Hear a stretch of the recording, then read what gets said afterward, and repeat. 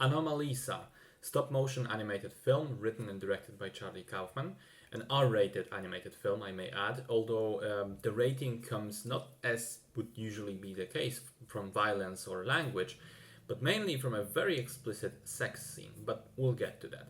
The story centers on a man named Michael Stone, who comes to Cincinnati for a conference on customer service. As an author of a renowned book, he's supposed to deliver a speech there. We follow him around through the night before the conference and experience the emotional turmoil he finds himself in. He calls his wife and son, but then we learn he also has an ex-lover in the city who he invites out for drinks. Later still, he meets up with two women who came to the conference as well and ends up being enamored by one of them, Lisa. Her uniqueness for Michael is translated to the audience by the fact that every single character Michael meets throughout the film has the same face and the same voice, regardless of if it's a man or woman, except for Lisa, who stands out from the crowd, quite literally. That thing of multiple people being similar, or rather versions of one and the same, play a larger part in the film, which I won't reveal, but I will say that the main theme is striving for a meaningful connection with another person and failure to achieve that. Michael as a character is burnt out. As a middle-aged man, he struggles to find anything new, anything exciting, joyous in life. Everything is the same, boring, meaningless. He can't connect to anything or anyone. That notion in itself is quite depressing, and honestly, with the style of the film, even quite anxiety-inducing. And then Lisa comes into the picture, and the question arises of whether this will be it, whether this will mean change for Michael.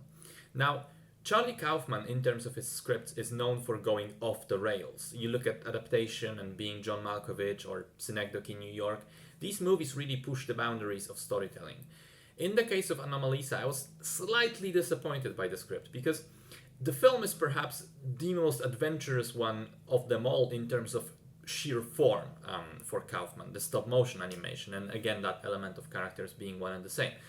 But story-wise, strictly speaking about story, I thought it was probably the safest one. It is weird at some points, and I'll be the first to admit that there is one element to the story which is very off the wall. It has to do with Michael's face, without saying too much. And even now, I'm still not sure what it's supposed to mean or signify. But as a whole, the story is rather grounded for Kaufman's standards. However, that isn't necessarily a bad thing. I thought that by grounding the story and making it about such ordinary people, you make it more relatable. I was certainly feeling for Michael, and I connected on an emotional level. Speaking of grounding the story, I mentioned a sex scene at the beginning, and I want to say that this one is exceptionally unique because, and this goes not just for the sex itself, but also for the entire sequence leading up to it. It is perhaps the most realistic one I've ever seen on screen. Usually, especially in Hollywood movies, the sex scenes are, very dynamic, hot, they're like perfectly choreographed, and there's a lot of nonsense in terms of logistics. This feels painfully real because it's so awkward and tentative and full of mistakes and corrections and adjustments. It's the first scene of its kind I ever saw where I thought, yep, this is how it goes. I can't believe that. And it may be weird seeing me talking so much about this one, but when you watch the film, you realize it is perhaps the most important scene in the film. It's the pivotal one, and the rest of it all hinges on it. And because the sex scene works so much, so does Anomalisa as a whole. It manages to be a thought-provoking, original, and smart and unobvious film.